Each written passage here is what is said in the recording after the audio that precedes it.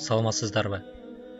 Бүгүн биз сиздер үчүн Дил азыгы китебинен алынган Периште аттуу кыска тарбиялык аңгемени сунуштайбыз. Күндөрдүн биринде Периште жашы бир топко барып калган адамга кайрылат. Каалайсыңбы?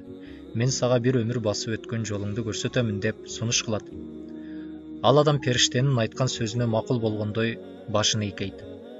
Ошол учурда Периште аны өзү менен кошо көккө алып учуп чыгат да: "Сен өзүңдүн баскан изиңди көрүп жатасыңбы?" деп суроо узатат.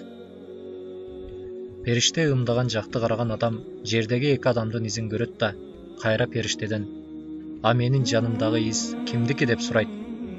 "Ал меники" деп жооп кайтарат Периште күлүмсүрөп. Андай болсо, эмне үчүн кээ бир жерлерде издер бирөө гана?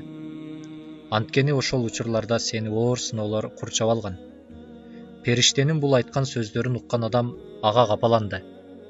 "Демек, сен менин башыма эң оор сыноолор келгенде таштап кеткен турбайсыңбы?" деп жүзүн андан буруп качат. Периште болсо баягыдай эле өзүнүн күлүмсүрөгөн жүзү менен: "Кечиресиң, ал жалгыз издер менин изим. Ошол учурларда мен сени оор сыноолордон көтөрүп өткөн элем" деп көздөн кайын болот. Достукту күтө албаган адам доско зар болот. Шота Руставели. Өз өмүрүн барк албагандарга өмүрдүн да кусуру тиет.